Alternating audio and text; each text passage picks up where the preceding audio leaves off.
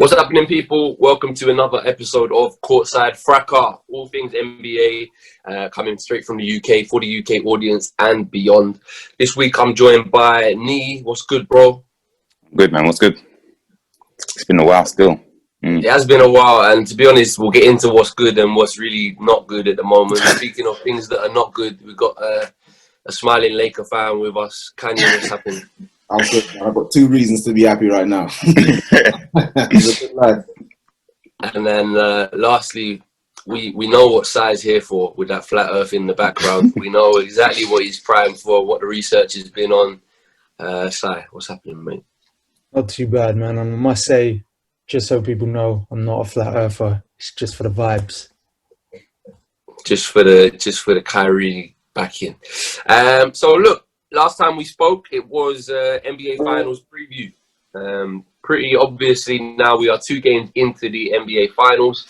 Lakers have taken both games pretty comfortably, it must be said. First game, to be honest, was actually a bit kind to the Heat with the scoreline.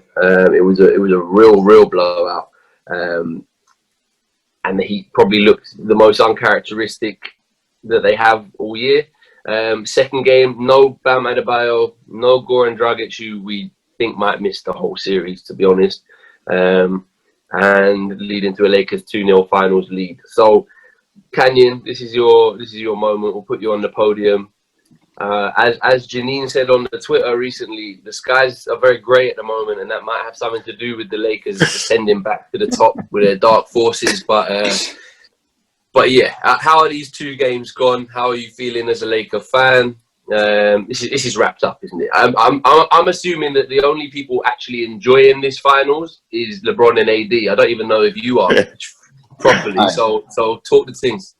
I don't know what Janine's talking about because where I am, the sky's purple and gold, baby. We're 2 up, and yeah, like ain't no complaints. Like LeBron, shameless as ever, he's staying into the very last quarter just to get that 25 piece or that 30 piece to secure that Finals MVP. But that's the life we live right now. And that is the best stat padding I've ever seen, by the way. Honestly, it's beautiful. There's no reason for him to be there because we saw in the first game, Heat went up real quick, 13 points or whatever. It was the bench that brought it back. LeBron was chilling on the bench, recuperating. And so, yeah, I think sometimes when LeBron's on the court, we get a bit complacent, weirdly enough. I'm not really sure why, especially like in the third quarter where the Heat scored, 39 in the second game. But I don't think it was ever up for doubt, like, cool, we're not going to win this game. But there's little bits where the Lakers kind of make things hard for themselves. But yeah, man, it's good. Like, AD's doing his thing. Like, there ain't nothing they can do about it. And we saw with, like, the zone as well. Someone's at the heart, someone's at the top, someone's at the short corner there, in behind the zone. And they're just dicing it up. Like, and the Heat proved me wrong, actually, because I said they're not going to be able to go cold. And they went cold. So freezing cold. I mean, they picked a really bad time to do it. On the very, very, very first podcast, Niyi, you were present. We did sort of team introductions, and I had the Heat almost by request because I was so high on them all season long. Yeah. And I said, the only thing that can stop them this postseason, this is pre-bubble, everything, is going cold. And if the shooting is sustainable. And it has been sustainable up until maybe 2 of the last 3 games against the Celtics. But then they brought it back. And then now, again, spotlights are on, big stage, freezing. It's a tricky one, you know. Oh, sorry. That's part of it. I think, to be honest, I think they're a bit nervous. Like Tyler Hero, he was making like bad mistakes and decisions in game 1. Like, Duncan Robinson couldn't hit a shot. But I think we've got to give a bit of credit to the Lakers as well because I think they're closing out on the perimeter pretty well. Like, obviously, there's a lot of talk about them not being good at guarding the perimeter, but I think they've done a pretty decent job. When Jimmy drives to the lane and to the hoop, and like he's been quite passive in game 1. Was a bit better in game 2, but like when he was kicking it out, I thought the Lakers closed out pretty well. But yeah, man, Miami have gone a bit cold, and the offense it's been a bit tight. There's not been much fluidity, so it's been a bit hard in the eyes, and like the Lakers just get stopped and they're dominating the paint. So yeah, man, this is looking like it's going to be a wash, to be honest. Yeah, and it's disappointing for me. I won't even lie because I've loved the bubble. I've loved the playoffs. I think the playoffs have been really good. I feel like every series, barring the just waste of time Nets and Orlando series, like I think every series has been really good, really watchable, really competitive. And then to have a finals where obviously the first game, okay, maybe what's the chance? Look, some of us are happy, innit? Fucking hell.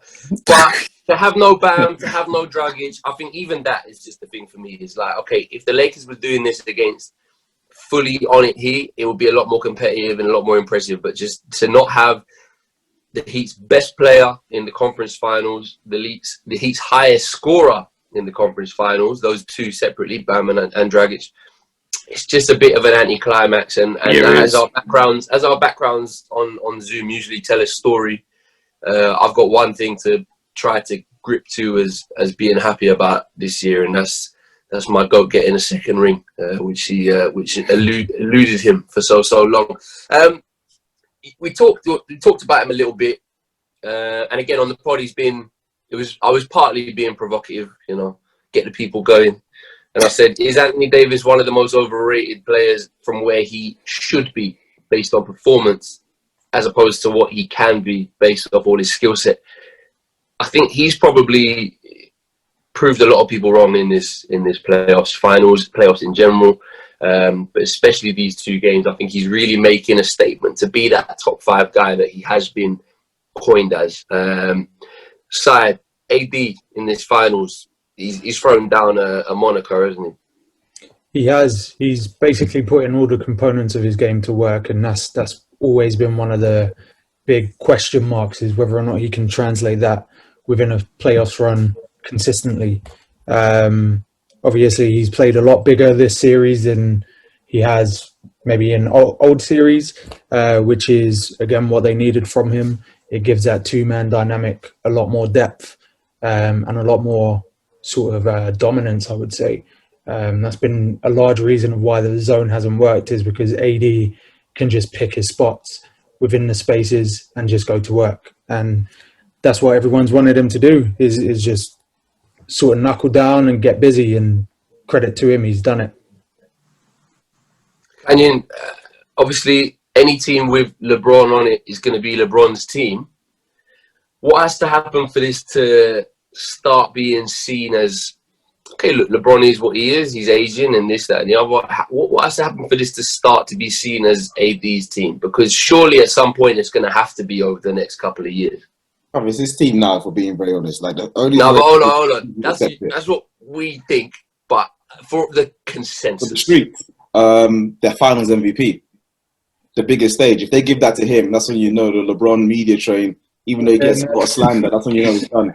If he doesn't get that finals MVP, it's almost like, LeBron's riding AD's back all the way to the finals now. And that's fine. But yeah, I think that's the one thing that's going to take. But even this year, cool, LeBron led the league in assists. Like, he's done that. But this is the first time in, I think, 15 years, or probably since most of his career, that he's not been the leading scorer on the team. Like, it's now AD. And then when it comes down to it, cool, the ball's in LeBron's hand. But the big situations in the past 2 games we've had, it's been all AD. So the real highlight plays, the real clutch plays have been AD. The story has been AD.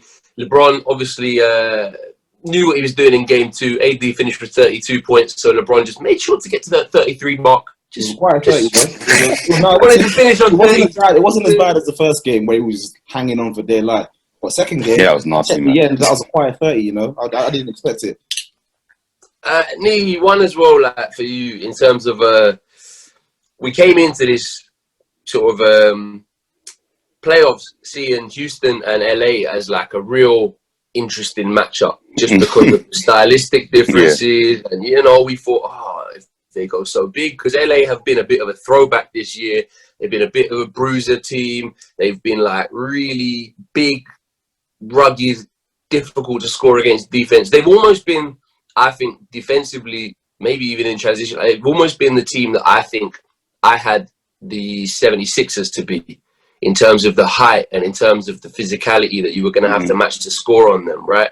And then obviously, similarly, you were like, well, who's going to get the shots up? Because I don't think anyone was expecting Caruso to be as good as he was in the regular season, and Caldwell Pope to be as on fire as he has been from 3. Even Rajon Rondo is taking 4 or 5 threes a game. And and how through the playoffs was hovering around 40%. So I think they almost have taken what I thought the Sixers would be in terms of just really hard to score on, really hard to stop certain guys physically, and then if the shooting does manifest itself, they'll be really, really effective. So with that in mind, and with the conference finals from the East recently in memory, where the Celtics struggled against the zone because they have so many, multifaceted wing players who I guess are some degree small ball. There was times where Jason Tatum's the biggest player on the floor for the Celtics. And then LA have come through in this zone and just been like, nah, we got Dwight, we got AD, we got Bron, who can just roll downhill and charge through anything. Is it potentially the slight death of small ball now, where teams were trying to replicate this Golden State formula that was very unique to Golden State, and now this is a bit of a statement that the team who've come away with the championship this year, because I think it's safe to say they have, are a bit of a throwback. Not to put them down, but you still have a lot of good players there, but it's gone against the grain of how teams are trying to build recently. I think that's true, to be honest. That Houston series was disappointing for me and for everyone, to be honest, because I had Houston actually winning because I thought that their size and just their speed and skill and shooting would outdo the Lakers. But you got to give props to AD and LeBron. It's just a great 1-2 punch. It's probably the best 1-2 punch in the league. I know people are talking about Paul George and Kawhi maybe being up there or being better, but I think they've proven, to be honest. AD, he surpassed my expectations, to be fair. I didn't have him in the top 5 before, but with his performances in the bubble, I think we've got to put him in that conversation now. And from now, when he probably wins Finals MVP and he wins this year, I think next year maybe he should be going for MVP, and then you're talking about that Hall of Famer, and is he top 15 all time if he continues to build. Wow, hold on, Niyi, you started. You just got more excited and excited. With I did.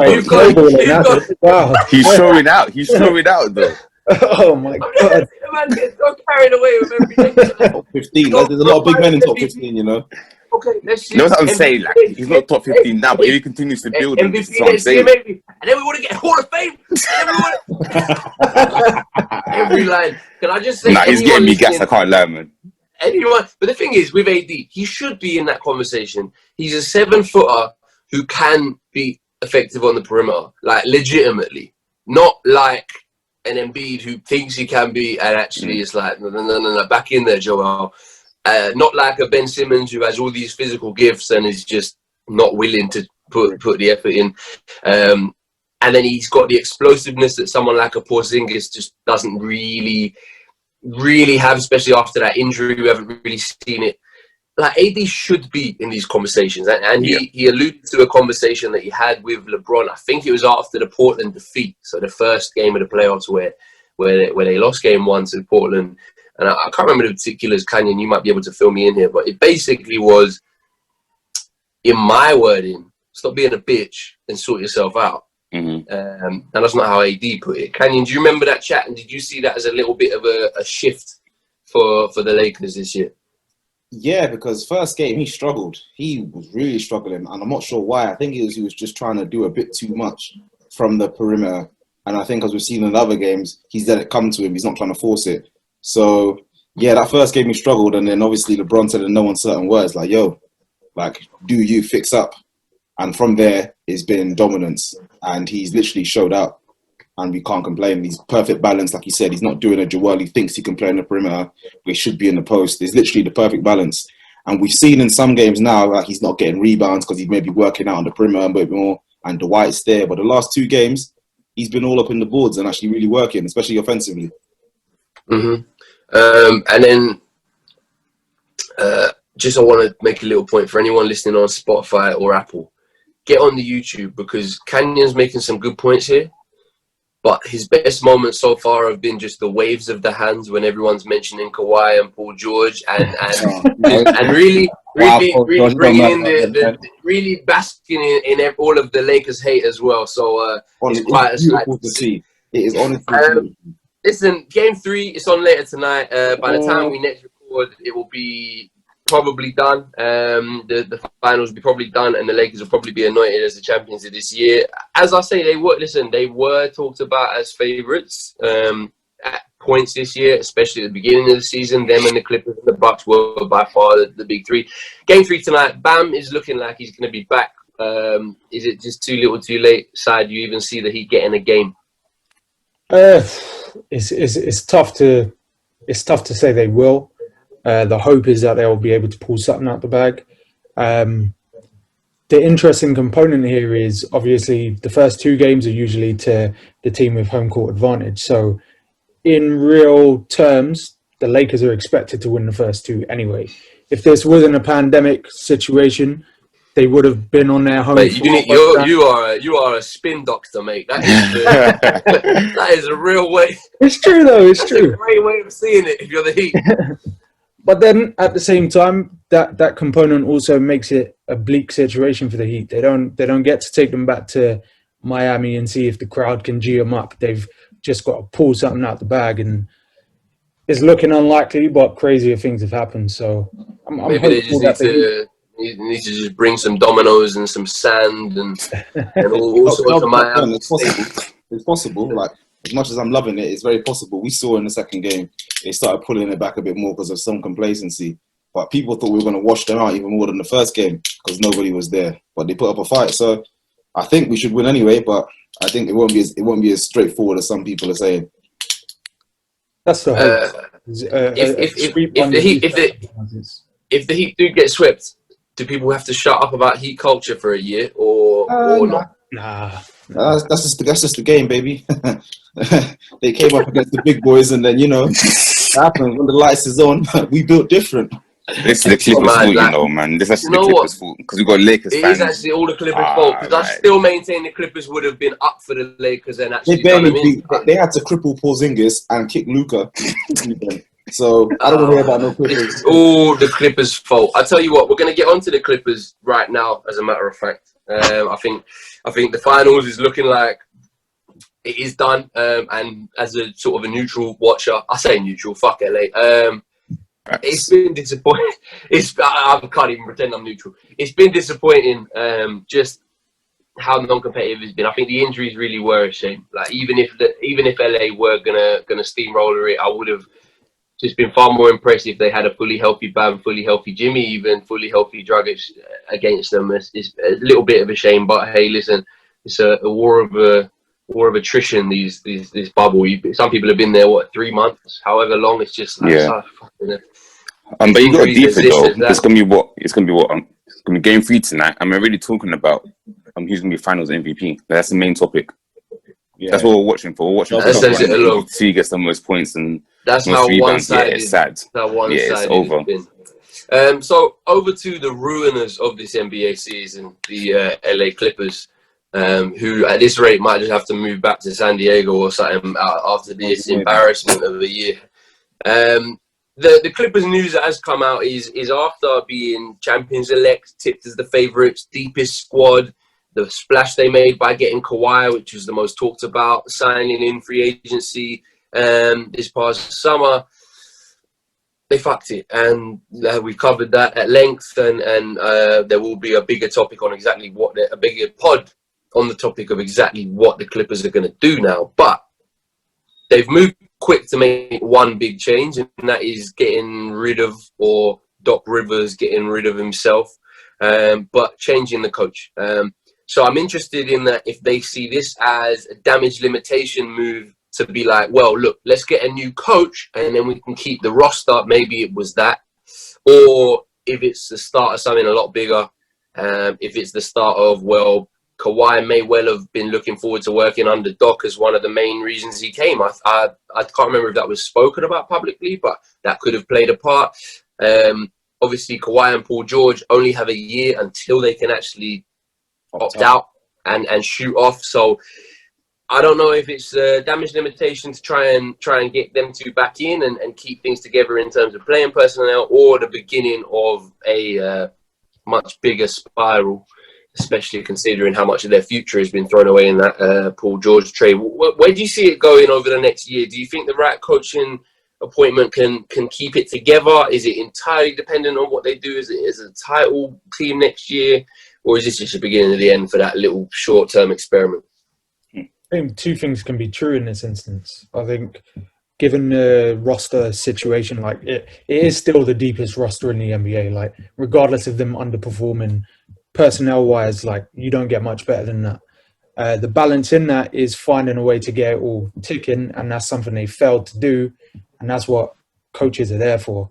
Doc Rivers, 7-8 years at the Clippers? Yeah. Disappointment every year, bar last year.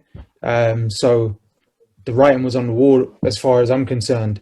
He showed that he was able to get the best out of a group of guys that didn't have superstar presence, but every time he's had a star at the helm, they've not really done anything worthy of what the roster suggests. So yeah, he needed to go. God knows who they'll get in next, but it's a step in the right direction in terms of trying to maximize the potential of a fantastic roster and two superstars. Is there even any links at the moment? I don't even know. Is there anyone? No, I haven't seen anything at all. D'Antoni's there just waiting for a job, but I don't know if that would be the right fit there. But I mean, yeah, I don't know what they're going to do. I mean, Canyon, I'm not going to ask you for this one because, again, your best contribution your best contribution to this Clippers discussion is definitely the hand and the face movements that you're making. I'm ready. I could be impartial because, Doc's been there, 7 years now? And we've got 3 conference semis, 3 first-round Ls, and a missed playoffs in there. Cool. This has probably been the year where the cards has been in his favour the most, yeah? And I think he shot himself in the foot this year because I was even reading at one point where the Clippers, the people in the bean counters and them man there, the statisticians were thinking, hold on, why is Montrezl Harrell still playing, even though he's left the bubble, come back obviously due to personal tragedy and illness, whatever, and not playing Zubac, who's actually a rebounder, can actually play better defense, even though the numbers were telling them otherwise. But he was adamant. He was adamant. Even people watching could see that Zubac was better. But here he is still playing Harrell.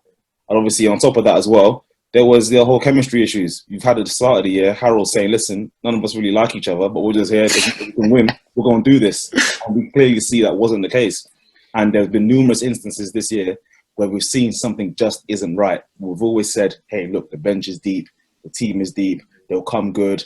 Don't worry. They've had big games and they've come through them. They're going to come through it. And then we saw, cool, when it got to the playoffs, shit got hot. And then they got out of the kitchen, because well and truly. So, cool. Paul George, fantastic year last year. Came into the Clippers, more or less, I'll say, a 1B to Kawhi's 1A. Couldn't match up in the playoffs. Kawhi, all that load management to drop 14 in a elimination game. The best player... I think his back was sore, though, after the carry job that he'd been putting on for the last few games. But I get your point, and I think you've made an interesting point there in that Doc has gone from one underperforming team with chemistry issues now to the Philadelphia 76ers, which thankfully is a big change.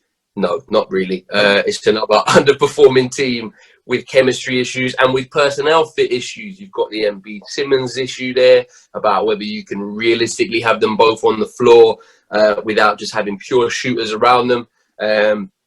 You've sort of got JJ Redick again. He's come out in a podcast recently, and JJ Redick's a pretty straight shooter and pretty honest guy and a vet in the league.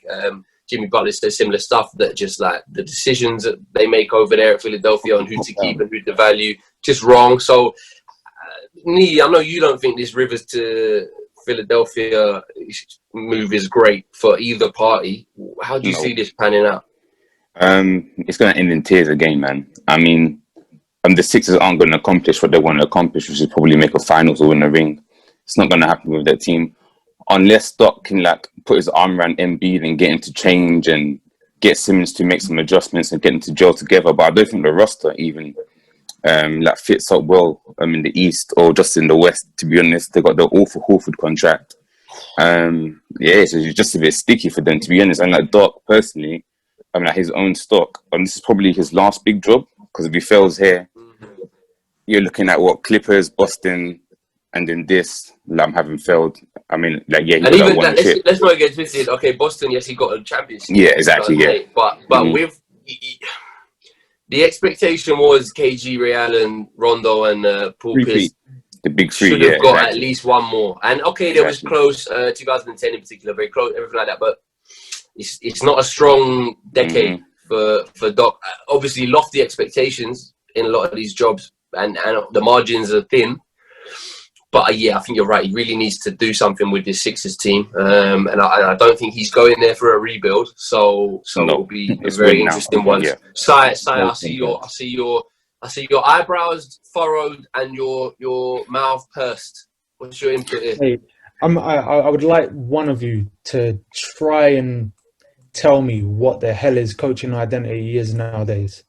Because everything that was supposed to be a Doc Rivers hallmark has fallen by the wayside for the last however many years. Like, he just looks like a shell of a man. I don't know what it is. Maybe it was when he brought Austin onto the team. And I don't blame him. He's doing all right. That didn't work, and then Austin out of nowhere. Speak more. I tell you what. Speak more on that. If Doc Rivers was to sort of because I guess you could argue on one side that the Sixers they're a relatively low stock at the moment. You got the Nets coming in next year. You got the Bucks if Giannis stays for any amount of time, still be competitive. The Celtics were a whisker away from the conference finals. The Heat, you imagine, will add rather than subtract to their roster.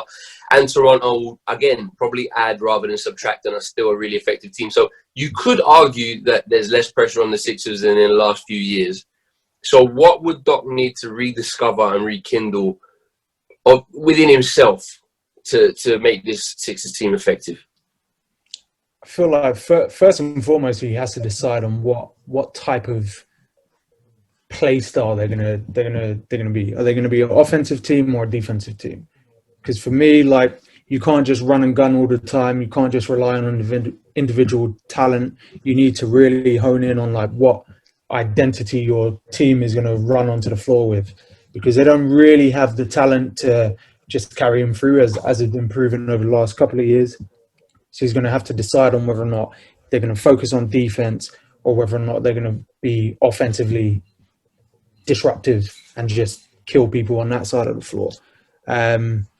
Also, his man management leaves a lot to be desired, especially recently. Like I've just not seen anybody really excel in terms of the stars under his tutelage. Like, Blake Griffin had a few good years. Chris Paul did Chris Paul things, but outside of them just being dope boy talents, what I think you could say Harold. I think you've made. Go on. You could say Harold, to be fair. I mean, came from more or less rotation guy on the bench, not really playing to sixth man of the year. Well, this is exactly the point I was going to make, Canyon. Probably the most exciting Rivers team of the last few, most effective, has been the pre-Kawhi Clippers team, which was made up of the gritty, not yet stars. Tobias Harris got a massive contract out of it, but again, it was that Harold, Williams, Beverly team. And yeah, I know. Let's not talk about that contract. That was a mad. But the Clippers the Sixers are in big trouble. You know, but hey, maybe Tobias Harris just needs to get unlocked by Doc Rivers again. Who knows? But you can only assume he's going to go back to that kind of gritty, play hard, play for each other team. That's all that I think the Sixers have, because they aren't really set up roster-wise effectively. So he's going to have to sort of bring out that energy, that his grittier sides, like the old Celtics team and that more recent pre-star, post-star Clippers team had. Whether he can get someone like Joel Embiid to put the fucking snacks down and actually buy into that, or Ben Simmons not be frail and half-assed about him to get off Instagram. There we go. So whether he can drag him out of the Kardashians' yard or wherever he is these days, I don't keep up. It remains to be seen, but I think they'll definitely need a retooling, and I think that's a great point, Sai, is that how willing he is to really dig back into what made him a hot property as a coach in the first place, as opposed to fuck it, it's a free job, I'll take it because I need the work. So whether it ends in tears or not, Niyi, I think that's probably going to be the decider. So yeah. interesting one. We'll definitely keep an eye on that in terms of what that means to the Clippers long term, as well as the Sixers. I'm definitely hoping that the Sixers just fall out of their arse and drop down. Another headline grabber this week, and I think it's the sort of stuff that is going to be talked about so much in the off season coming up when we don't have basketball. And going off of Adam Silver's sort of recent quotes, yeah, January-ish, maybe. But we want fans in the arena. So if America keeps being run like the mess that it is, it could be later. It could be a long off-season. And I think things of this nature are going to rear their head again and again. And it's the nature of the NBA. There's content all the time and controversies all the time. Sai's favourite son, Kyrie Irving, has made a bit of a splash in the media space recently. So Kyrie Irving was on Kevin Durant's podcast, first guest on it, sickening bromance that they've got over there. That honestly, like, you got to understand where I'm coming from. This is, I really tried to give Kyrie more of a chance as a Celtics fan. I was like, do you know what? Nah, maybe let me just overstand what this guy's on about, because he's got all these like eyes on his creps and that, and he must be clever. He's not, bro. He's not, bro. He's actually not. I swear. I will say it. He's clever for a superstar athlete that has been sheltered from the real world for the majority of their life. No doubt. He's more conscious and more well-spoken and smarter than them, man. But then that has led to this inflated idea of everything him saying being so profound, and the bromance thing being so sickening was the whole, like, obviously, there's the camera there at the All-Star game, KD. Let's talk about two max slots, and then afterwards be like, what, I can't talk to my friend? You lot make me sick as the media, man. That's just two friends talking. Well, we can't talk. You need to take this focus off me, man. I'm Kyrie Irving, but I'm a person. Only now on that podcast to then detail how that moment actually was, how great was that when they saw those two us talking, and that was the start of it. They were half right, but we weren't going Knicks. We're so clever, Kyrie. Now, Sai, we can only see his head and his shoulders on Zoom, but I know it's an Arthur meme right now. It's just this below the camera. So the Kyrie quotes were, in particular, there was a lot of backslapping and him and KD, and there's been some things which objectively I just see as a bit of a red flag in this past season, where Kyrie's on the court, KD's not. He's injured, obviously. And then timeouts are being called, and the whole team was listening to Kenny Atkinson, and Kyrie and KD were chatting over there. And it was just a little bit like, it's just not the best start optics-wise that you want to see. Obviously, we don't know the ins and outs. But obviously, Steve Nash now has come in, legendary player, novice coach. Kyrie speaking on that was, I don't really see us having a head coach. KD could be a head coach. I could be a head coach some days. And again, just red flag. Like, you just see it and you just think, what was it that Kyrie's tenure in Boston most suffered by? It was probably not sticking to schemes, an overinflated sense of importance and responsibility to actually be the leader and be the one making decisive actions. Red flag, caught a lot of flame, caught a lot of traction in the media, and then Kyrie went on Instagram Live to put right his own quotes from a podcast that he volunteered to do with his best mate. But anyway, that's fine. You've already chosen your stance. You made your mind up already. I've only chosen my stance to give you the best platform to counteract it, Si. So you come back at me and say why this isn't the mess that people are sort of painting it out to be.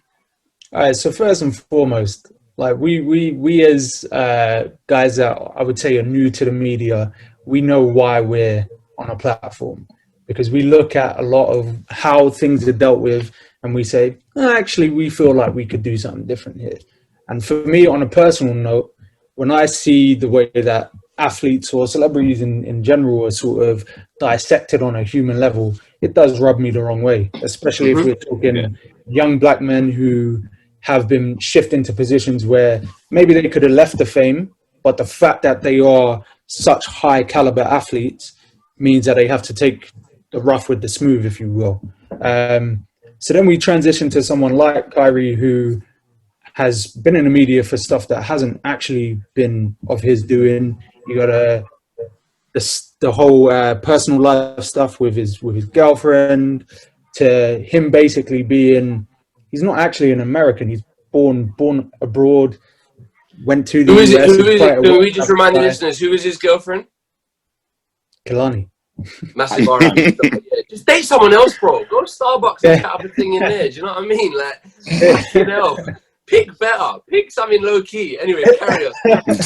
So it's one of those things. I feel like Kyrie in particular gets a lot of sort of things pitched at him for the type of person that he is. And for me, on a personal level, I see somebody who's just pretty normal in terms of, he doesn't always say the right thing, and he often ends up backtracking. And credit to him, he's also admitted when he's been wrong. As the background says, the whole flat earth theory thing, like, you can tell that he was... I just clocked what you did there. For me, that's the only thing where I'm like, do better, my guy. But even then, like, he came Can out. I just interject on that point, because I think you're making great points, and I was purposely coming to the other side of Kyrie with you, obviously. But even the flat earth thing, it was, and again, he was young at that time. Like, let's remember that as well. Like, and young people don't deal with normal life that well, let alone fucking this mad microscopic focus on you, right? But even the flat earth thing, his backtrack was, well, I just wanted to start a conversation. And it's like,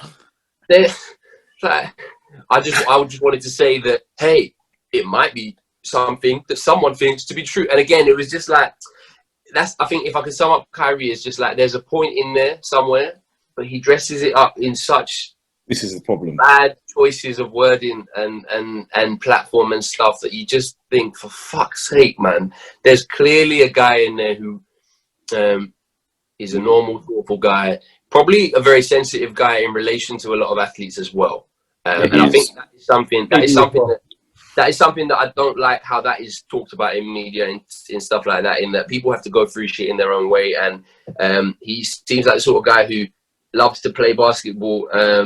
I mean, Game of Zones made actually very, very YouTube that, if anyone's listening. There's a very, very funny little skit on wants to play basketball but doesn't want anyone to see it, but then actually kind of loves the fact that he's celebrated for being so good at it. And I think he does struggle with that. And I think there are times where he just is a bit in the wrong headspace for everything. And I don't like the idea that he is marginalized and sort of taking a piece out of, for maybe being a bit too sensitive and emotional. Because listen, people go through things in different ways.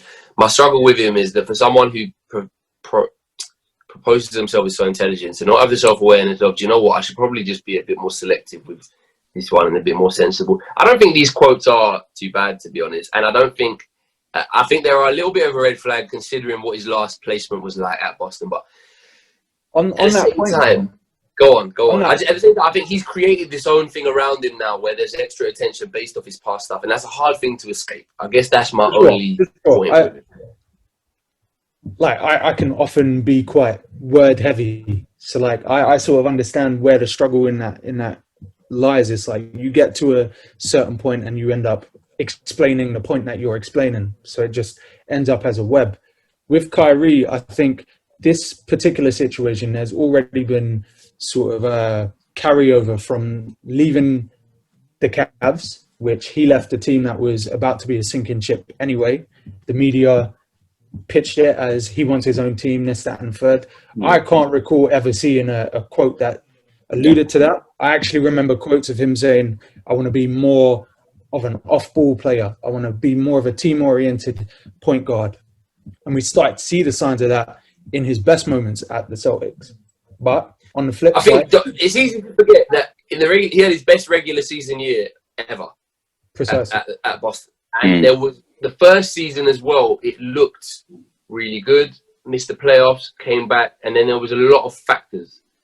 Precisely. Hayward's reintroduction, the young guys being promoted above their station based off what they had to do in his absence. I think if he sat down now, he'd probably regret how he handled a lot of the Celtics season, if I'm honest, behind the scenes. He said he did.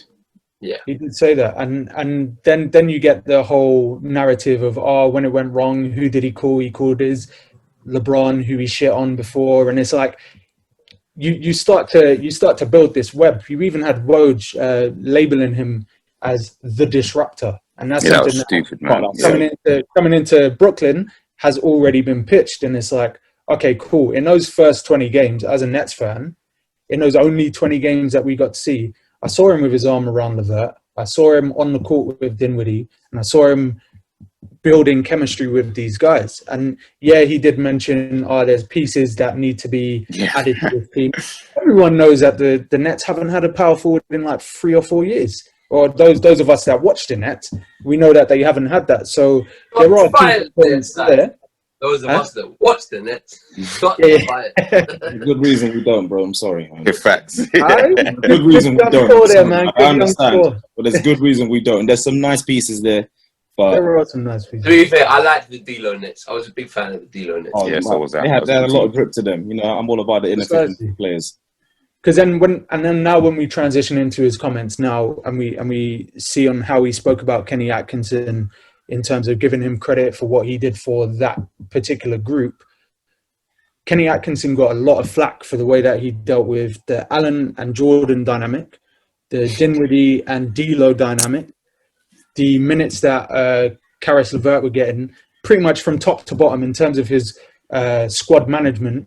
As successful as he was in respect to the situation they were in, he caught a lot of flack. And most of the question marks around the Nets were to do with how is this coach, who is very much about instilling work ethic and sort of a style of play that requires everyone to be low ego, how is he going to deal with these two superstars who command a certain level of respect as well as a certain level of on-court sort of concessions to be made for them? And what did they do? They fired him. They got rid of him and brought in someone who's all about man management because he's got no fucking experience at the top level of doing any coaching. So what they've actually done is they've brought in the exact person that they need, or who they've highlighted that they could potentially need. And now people are upset about the fact that both Kyrie and KD, because KD actually added a bit of context where he said, Jacque Vaughn could be the person that quote unquote head coaches, because what we need it to be a collaborative effort where everybody has that sort of vocal ability and everyone can convey the message of what needs to be done.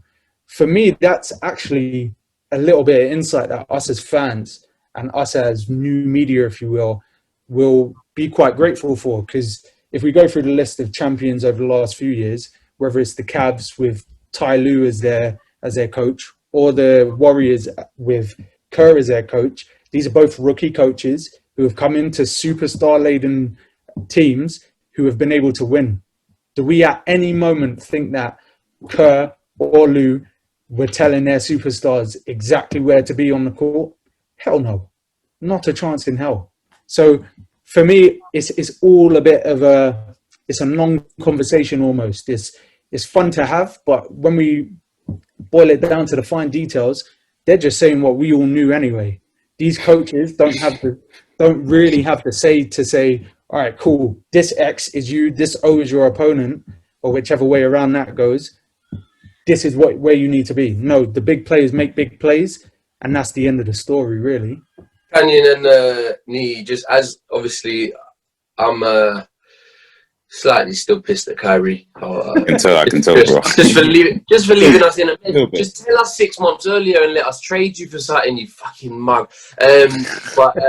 Yeah, so that's right. And obviously, Sai is Kyrie till it turns sour anyway. Canyon and Niyi, just from your kind of more neutral stance, a lot's been said there about, like, I think there's great points about just focus on people in the media and how that isn't the most healthy thing. And that's something that's been spoken on really intelligently by a lot of players. But in terms of Kyrie, the attraction, I guess, Kyrie, the headline, Kyrie, the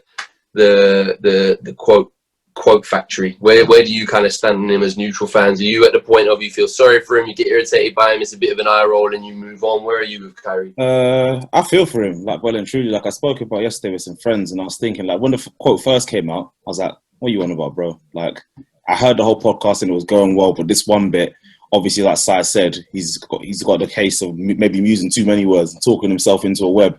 And he could have just said, like, hey, we need more a people manager than an X's and O's ethic manager. And no one would have said anything. But the way he's obviously worded... We all need to be leaders in our own right. No one would have said anything. Yeah, no one wants to hear that. But time and time again, he has been proved right in the sense that people will take one thing out of a 2.5... It was almost a 3-hour conversation. Yeah, it was long. Twist it into something crazy. And well and truly, even though he articulated himself in the end, I feel quite poorly, and there's a tendency to do that, but at the same time does accept his mistakes, I think, like I said, there ain't really much to it. Like, I might think, it's a bit somehow, because in the end, coming from the situation you were in, obviously Brad Stevens having any superstar experience, but fantastic coach, and I'm sure he wasn't telling you to do this, this, and this, because as we saw, you still kind of did your own thing. So when it comes down to, I still think they'll have some sort of coaching, because you got to play defense. Like, yeah, they both said that as well. They said that Steve Nash has also brought in like a coaching core.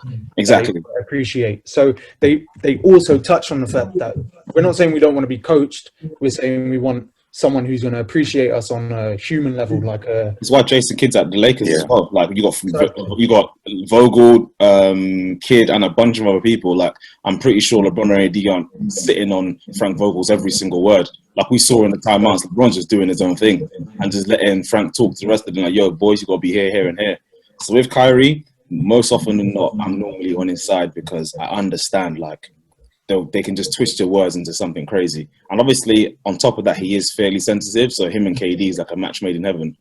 But at the same time, I do enjoy the fact that they do speak out. Because it's like, yo, man, like, why always me? Like, talk about something else. Because these non-factors you're making, or some of it might be of their own making. But at the same time, like, I'm still a person. So I did appreciate that side of it. Like, I do need someone who understands me. But I didn't, the community stuff was all fluff. But I said, I do understand, like, cool, like, you are a person and people need to understand that. But at the same time, there still does need to be some guidance because, well and truly, giving you the keys hasn't gotten your teams anywhere in the past, if we're being very honest. And we're hoping on the fact that KD comes back to, like, 85% of what he was with that torn Achilles. So between the two of them, you can trust them to maybe lead an offense and be okay. But, so as a whole, I think he's kind of, he was always going to get flack because Woj stupidly named him, obviously, the disruptor. Yeah. Perkins has basically sold his soul as a player because you can definitely tell the difference between when Big Baby was kind of turning up on the Herd and all these shows and what Perk is now. Big Baby will come in. Obviously, we know he wasn't a very serious player. He'll make some jokes, maybe drop a few leaks that we didn't particularly know, but not say anything too controversial about individuals. Whereas Perk has just basically gone the complete other way. While not being half the player Big Baby was, by the way, or any of these other players he's talking about, and just talking reckless, like saying all sorts about... Perk is beefing a lot of man. And talking all sorts of stuff about KD, and then KD has come on numerous podcasts and be like, hey, Perkins got my number. That clearly did not happen. And he's talking about loads of other players. So I think it's kind of good that we've kind of seen that side as well, because clearly with like Perkins and these man, like there's clear agenda. Like they want to make a point because well and truly, like we said an episode ago, they're not here to educate us or whatever. They're just there to for the talking heads. Niyi, last little one on the Kyrie thing. Do you think that that other quote that gained almost as much traction as I finally get to be with someone who I can give the ball to or make a shot in the crunch time or whatever? Did you feel like that? Obviously, we know he's happy with KD. We know everyone would love to be able to play with KD. But did you see that one as a little slight that was avoidable as well? In terms of you've just had LeBron in your second to last place, and you've just had these guys that you were maybe trying to elevate and empower as opposed to put down, which he didn't always do at the Celtics. Did you think that one again was just him saying something which we all get, but in the very wrong way? Which, if he's as clever as he portrays, he should know is going to cause a thing. Like you just do. What did you think of that one? I think that's part of the problem though, because like, it was a 2.5, 3 hour conversation, and that was quite a friendly conversation between friends. So like, I mean, you're more relaxed. You're talking to your friends, and you don't try to put everything into context. Can I just contextualize that one? Hot Take Harold had a go at me when I did a podcast with Oggy at 2 a.m. because I swore too much. If only you heard me with Oggy when the mics are off. So that is the case in point about recording with your mate. But yeah, just that touch on that. I mean, like the point that he made. I mean, like, for people that don't actually watch basketball, I think he made a valid point. Like, he's talking about the person taking the last shot, and he talked about earlier about the Cavs, about him having to try and carry the team, and like, the team not being as good as it should be, and like there've been a lot of pieces who rely on LeBron or him to make that pass or make that play. But when it comes down to the final shot, like to someone to create their own shot, I'm banking on Kyrie to do better than LeBron in that moment. I guarantee that LeBron will make a better play. He might make the right pass, but I think Kyrie will take the better shot. He will get the better shot off. And you look at KD, like he's probably the best shot maker in the league. I mean, like no one's really going to guard him. He's 7 foot, he's got handles. He can go to the rim. He can shoot over you. So I think there's validation to what he said, to be honest. And just in general with Kyrie, I think a lot of his points are overinflated because obviously the media is a bit of a circus. But I don't think there's anything too controversial in what he says half the time. Like, I mean, I just kind of brush it off. I mean, you think about it for like a minute or two, then you just kind of get on with your day, innit? Yeah. Unless you've got a podcast to make, and then you've got to give it a few more minutes. Yeah, embellish it a bit, yeah. Quickly with that thing about KD as well, like I didn't speak on him before, but yeah, I 100% agree, because more often than not, like you look to the guy beside him to make that shot. Like you can look to LeBron to make that shot, but that's not his prerogative. He's like, Nah. we've always said LeBron is the person in the last second will make the right play, and if that means he's not taking the shot, cool. Whereas sometimes, obviously, Kyrie's maybe prone to a bit more ISO ball. That's his game, break someone down and shoot. In the last second, who can do that just as well as me? Or better? KD. Yeah. So it's a perfect point, to be fair. And there's prone to ISO ball, especially last year with us, in his only playoffs with us, and the only one in the last 4 years we didn't make the Eastern Conference Finals of. Cheers, Kyrie. What you got in your mind? Yeah, the one point on that whole last shot thing as well, the piece of context that was most meaningful to me was he actually said, I felt guilty if I didn't take the last shot down the stretch. And he spoke a lot about trust. So for me, I didn't even take it as like a dig at anybody. I felt it was quite an introspective sort of viewpoint on it. It's like, now I feel like I can trust somebody else and not have to always take the onus on myself to be the hero. And that is the making of a beautiful partnership. To then fast forward to LeBron speaking about jealousy and it's working between me and AD to not have jealousy. I thought that was actually in worse taste because it was like a call and response type of thing where it's like, okay, cool. Like, I'm pretty sure, obviously, we all bank on the fact that Brom may not actually be able to read. So if you read the audio book version, it might have been misconstrued on that standpoint. I do understand his point slightly, because even though we make fun of LeBron pounding the ball last second more often than not, if he's not taking that last shot, we see more often than not, 99% of the time, he would more or less trust his teammates to maybe make a shot. And he's always said, like there was one game, I think Kyrie must have gone off, but he had 2 assists. And he said to him after, like, yo, that can't happen again, bro. You got to trust your teammates. He's always said, like, we have to trust our teammates. And that's been the one thing that LeBron is probably at fault for. Maybe trusting these guys, I won't say bums, but trusting these guys too much. Because when it comes down to it, it's on him anyway, so he has to go crazy. But more often than not, LeBron is about trust. So I do understand how it is in poor taste. But at the same time, he was also perfectly valid making that point. Even though it might not have been directed at him, it was perfectly valid because he said time and time again, like, yo, to get anywhere, like, trust your teammates. Obviously, when you're not picking up Kyle Kuzma or whatever, but more or less trust them. And I think that's a bit in poor taste, saying that we're not sure if LeBron can read, because actually we saw that Malcolm X autobiography twice and then it was gone. So he finished it really quick. He actually blazed through that rapid. He had the audio record time. That's what it was. Along with audio books, man. As a last little point, because I feel like I don't mean to dampen on the finals again, but you do feel like it's done. Hopefully not. So hopefully we get a little win for Miami today just to excite things up a little bit. What we'll probably end up doing is a Lakers celebratory party midweek or something like that. Nasty. Yeah, I definitely won't be there. Get purple and gold themed banners and all of that. Just a last little point I think would be good is where you guys see the Nets going next year and being next year. I think obviously a lot of it is down to what KD comes back. Not just what KD comes back, but if KD comes back, how long it takes him to play through the return. But even that, KD at 70% is still going to be better than 80% of the league. And there's still a lot of good pieces at Brooklyn. Obviously, Nash is relatively of an unknown quantity. Where do you lot see the Nets sort of? I don't know. I think I'll probably need longer on that because I think Sarah know better than any of us. But the way the roster is constructed, I feel even though LeVert had a great year last year and he came up from his injury, they might try and get maybe more pieces in because LeVert and Dinwiddie did their thing and they're obviously very good, of course. But you've got obviously that Jarrett Allen and DeAndre Jordan dynamic that didn't work. Whereas Allen, he's twice the player DeAndre Jordan is now. That was another little red flag for me. And that's veteran leadership. Jordan, Kyrie, and so best friends, and obviously you want that veteran leadership. But well and truly, if it gets down to it, you probably want Allen there. But at the same time, you can probably get a ton back for Allen. So I think they might try and move some people around, and there will be a couple shocks. But I do think like a conference semis in the first year at least, like that's not beyond them.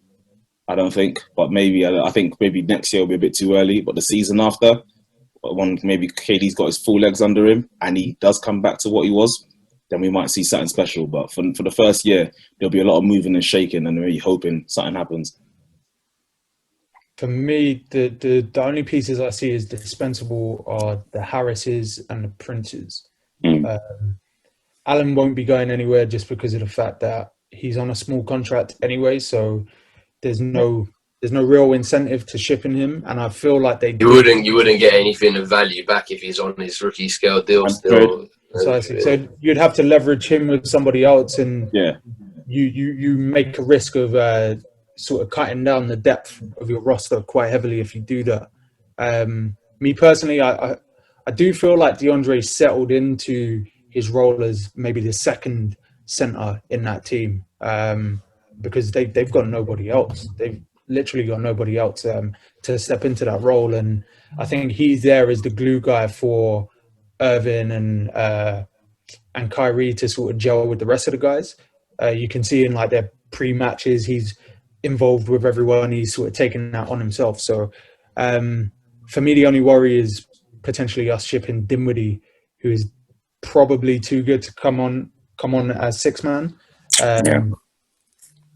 But at the same time, they're going to be dangerous if they keep everyone together and just add a power forward and a couple of wing players that can shoot the three and play D. LeVert. And boy, like LeVert, I feel should come off the bench as well. But that's just me. Yeah, Dinwiddie should know. They'll be a top 4 seed, to be honest. Yeah.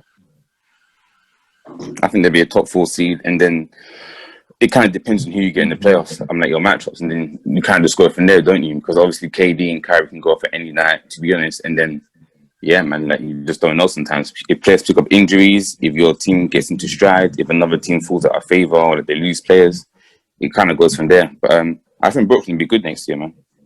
And I'm definitely looking forward to seeing KD, man. KD, I miss him. I'll tell you what, whether they'll be good or bad, I think GT said it about the Rockets on his sole appearance on this podcast. They're definitely going to be in the news cycle, for better or for worse. So, I think that's what we've got time for this week. Hopefully, the finals, the Heat reignite the finals somehow, and it doesn't just dampen into a sweep. Just a one game, man. Think of everyone else's. Nah, it's not happening. Anyway, playing for finals. Hopefully something. And as a Chelsea and Boston fan, I'm just going to find it so interesting seeing side deal with the second Mourinho and Kyrie seasons at the same time. That is going to be just a lot going on for the Spurs and Nets guy in the top right of your screens. Boys, thanks so much for your time. There might be that little Lakers party midweek that we'll have to host, and if not, I'll see you all next weekend. I'll be there for it. Just. Bless up, boys. Bye. That's it. Bless. Down a bit.